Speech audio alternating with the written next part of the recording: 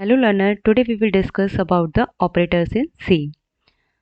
So operator एक symbol है जिसकी हेल्प से हमें ये पता चलता है कि हमारे जो ऑपरेंड्स हैं उन पे हमें किस स्पेसिफिक ऑपरेशन को परफॉर्म करना है। फॉर एग्जांपल यहाँ पे अगर मैं 3 + 5 लिख दूँ तो इसका क्या मतलब है? ये जो प्लस है ये हमारा क्या है? ऑपरेटर है जिसकी हेल्प से हमें ये पता चल रहा है कि हमारी जो ये दो ऑपरेंड्स हैं इनके बीच किस ऑपरेशन को परफॉर्म होना है? एडिशन को परफॉर्म होना है। ठीक, अब हमारी जो सी लैंग्वेज होती है उसमें हम नंबर्स ऑफ ऑपरेटर्स हैं जिनको हम आगे वन देखेंगे।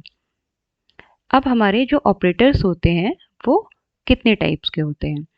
यहाँ पे मैं ऑपरेंड्स की बेस पे ऑपरेटर्स बता रही हूँ आपको। एक होता है हमारा यूनरी ऑपरेटर्स, एक होते हैं हमारे बाइनरी ऑपरेटर्स और होते हैं हमारे टर्नरी ऑपरेटर्स। तो आइए सबसे पहले देखते हैं हम हमारे यूनरी ऑपरेटर्स क्या होते हैं। यूनरी ऑपरेटर्स वो ऑपरेटर्स होते हैं जो किस पे वर्क करते हैं? एक सिंगल ऑपरेंड पे वर्क करते हैं, इसलिए इन्हें हम क्या बोलते हैं? यूनरी ऑपरेटर बोलते हैं। लाइक इसमें हमारा इंक्रीमेंट ऑपरेटर हो गया, डिक्रीमेंट ऑपरेटर हो गया। अब जो हमारे यूनरी ऑपरेटर्स होते हैं उनकी प्रायोरिटी थोड़ी हायर होती है as compared to other operators. यहाँ पे जो हमारे यूनरी ऑपरेटर्स होते हैं वो भी डिफरेंट टाइप के होते हैं। एक होता है हमारा यूनरी माइनस होता है, इंक्रीमेंट डिक्रीमेंट होता है, लॉजिकल नॉट होता है, एड्रेस ऑफ होता है एंड साइज ऑफ ऑपरेटर होता है। तो सबसे पहले हम देखते हैं unary minus operator. Unary minus क्या होता है? यूनरी माइनस क्या होता है? The unary minus is used to negate the value of a numeric expression. अगर हम x की वैल्यू 5 कहते हैं और हम उस पर यूनरी माइनस ऑपरेटर को यूज़ करते हैं तो हमारी वैल्यू क्या हो जाएगी? -5 हो जाएगी। तो उसने हमारी वैल्यू को क्या कर दिया? निगेट कर दिया। अगर हम x की वैल्यू -3 लेंगे और हम यूनरी माइनस को यूज़ करेंगे तो हमारी वैल्यू क्या हो जाएगी?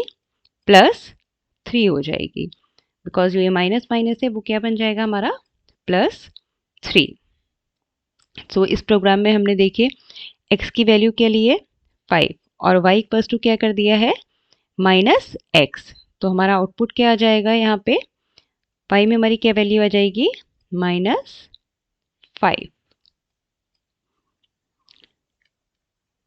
सेकेंड टाइप के आते हैं हमारे इंक्रीमेंट एंड डिक्रीमेंट ऑपरेटर्स।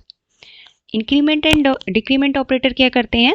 हमारा जो ऑपरेंड होता है उसकी वैल्यू को बाय 1 इंक्रीमेंट या डिक्रीमेंट कर देते हैं। अब हमारे जो ये इंक्रीमेंट और डिक्रीमेंट ऑपरेटर होते हैं ये भी हमारे 2 टाइप के होते हैं। एक होता है हमारा प्री इंक्रीमेंट डिक्रीमेंट और दूसरा होता है हमारा पोस्ट इंक्रीमेंट डिक्रीमेंट। तो आइए सबसे पहले देखते हैं हमारा प्री इंक्रीमेंट डिक्रीमेंट क्या होता है। Pre increment decrement operator is used to increment decrement the value of variable before using in the expression। तो प्री के केस में क्या होता है?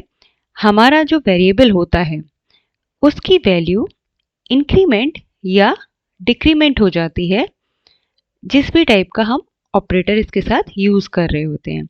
उसके बाद वो हमारे एक्सप्रेशन में यूज हो पाती है।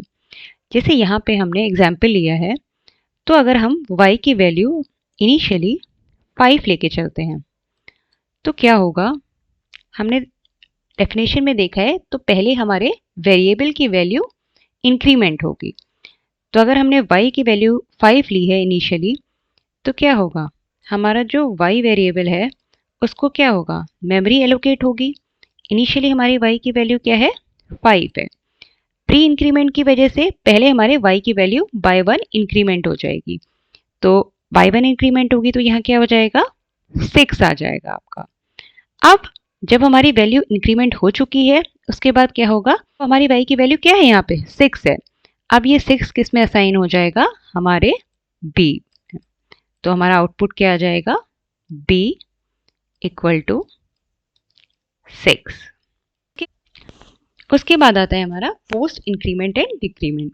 पोस्ट इंक्रीमेंट और डिक्रीमेंट के केस में क्या होता है, हमारा जो एक्सप्रेशन होता है सबसे पहले वो एग्जीक्यूट होता है, उसके बाद हमारे जो वेरिएबल की वैल्यू अपडेट होती है।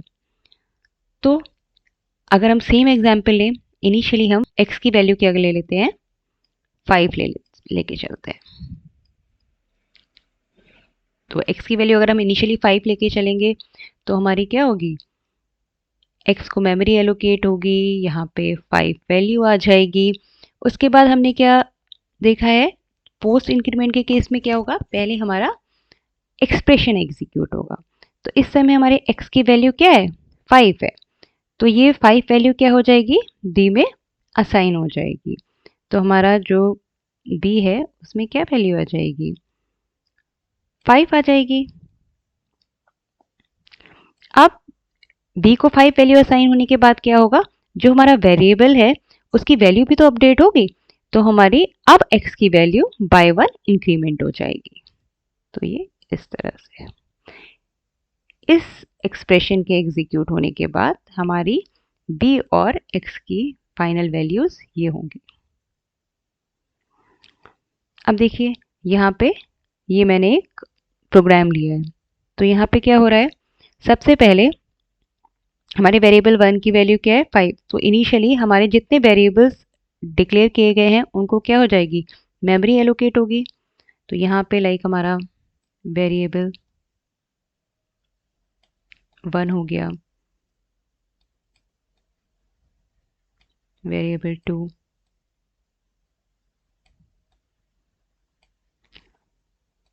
सी वेरिएबल और हमारा डी वेरिएबल। इनिशियली हमारे वेरिएबल 1 में क्या वैल्यू है, 5। वेरिएबल 2 में क्या वैल्यू है हमारी, 5। सी और डी में भी कोई वैल्यू नहीं है। तो सबसे पहला स्टेटमेंट देखते हैं, इसमें क्या लिखा है, C equals to variable 1 plus plus. तो ये हमारा कौन सा है, पोस्ट इंक्रीमेंट का केस है। पोस्ट इंक्रीमेंट के केस में हमने क्या देखा था, पहले हमारे एक्सप्रेशन की वैल्यू इवेल्युएट होती है। तो यहाँ पे वेरिएबल 1 में इस समय क्या वैल्यू है, 5। तो ये हमारी 5 वैल्यू क्या होगी, सी में असाइन हो जाएगी। तो हमारी सी की वैल्यू क्या हो जाएगी, 5 हो जाएगी। अब क्योंकि ये पोस्ट इंक्रीमेंट का केस था, तो एक्सप्रेशन के बाद हमारे वेरिएबल 1 की वैल्यू क्या हो जाएगी, बाय 1 इंक्रीमेंट हो जाएगी, और यहाँ वैल्यू क्या हो जाएगी, अब 6 हो जाएगी। उसके बाद हमारी सेकेंड स्टेटमेंट में क्या होगा, हमारा प्री इंक्रीमेंट का केस है। तो वेरिएबल 2 में इस समय क्या वैल्यू है, 5। प्री इंक्रीमेंट है तो यहाँ पे अब वैल्यू क्या हो जाएगी, पहले हमारी वैल्यू अपडेट होगी बाय 1, तो यहाँ क्या हो गया, 6 हो गया। अब अपडेट होने के बाद क्या होगा, ये जो 6 वैल्यू है ये क्या डी में असाइन हो जाएगी। तो यहाँ पे डी की वैल्यू क्या हो जाएगी, आपकी 6 हो जाएगी। ठीक है, तो अब अगर हम फाइनल वैल्यू देखें तो क्या होगी, वेरिएबल 1 में आएगा आपका 6, वेरिएबल 2 में भी आएगा आपका 6, और 5 में क्या है, सी में क्या आएगा आपका 5, और डी में क्या आ जाएगा 6। तो ये हमारा फाइनल आउटपुट होगा। उसके बाद आता है हमारा logical not. Logical not operator क्या करता है, हमारे ऑपरेंड की वैल्यू को निगेट कर देता है। अगर हमारा ऑपरेंड ट्रू होगा तो नॉट ऑपरेटर लगाएंगे तो हमारी वैल्यू क्या हो जाएगी, फॉल्स हो जाएगी, और अगर हमारा ऑपरेंड फॉल्स होगा तो हमारी वैल्यू क्या हो जाएगी, ट्रू हो जाती है। देखिए इस एग्जाम्पल में x की वैल्यू क्या है, 5, दैट मीन्स ट्रू। y की वैल्यू क्या है, फॉल्स, दैट मीन्स 0। अगर हम x पे लॉजिकल नॉट को लगाएंगे तो क्या हो जाएगा, x की वैल्यू क्या है हमारी, ट्रू, और हम उस पर लॉजिकल नॉट लगाएंगे तो हमारी वैल्यू क्या हो जाएगी, फॉल्स। तो हमारा आउटपुट क्या आएगा, 0। ट्रू की हमारी वैल्यू क्या होती है, 1, और फॉल्स की क्या होती है, 0। उसके बाद सेकंड में हमारी y की वैल्यू क्या है, फॉल्स, तो हम लॉजिकल नॉट अप्लाई करेंगे तो क्या हो जाएगी, इसकी वैल्यू हमारी 1।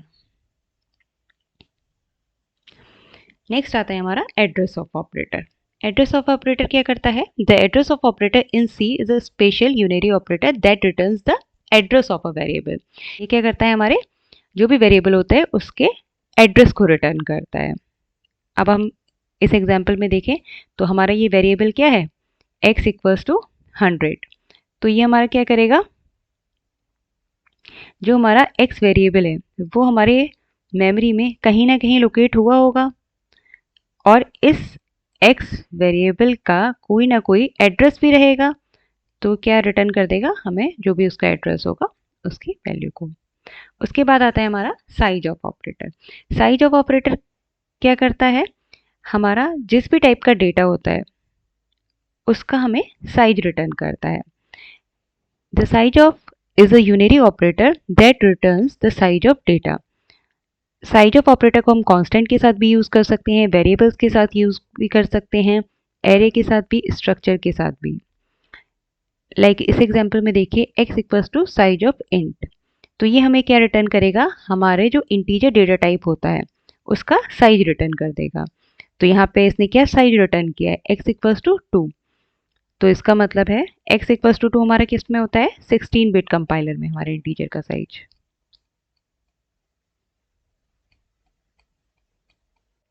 अब नेक्स्ट एग्जांपल में हमने क्या किया, एक वेरिएबल को इंटीजर डिक्लेयर कर दिया है। अब हम क्या कर रहे हैं, इसका साइज चेक कर रहे हैं। तो ऑब्वियस सी बात है, अब ये वेरिएबल हमने इंटीजर टाइप का डिक्लेयर किया है, तो हमारा इंटीजर को कितनी मेमोरी एलोकेट होगी, 2 बाइट। तो ये हमें 2 रिटर्न कर रहा है। उसके बाद हम चेक कर रहे हैं साइज ऑफ 76। तो 76 नंबर क्या है, इंटीजर है, तो ये हमें इंटीजर डेटा टाइप का साइज रिटर्न कर रहा है यहाँ पे y इक्वल टू 2।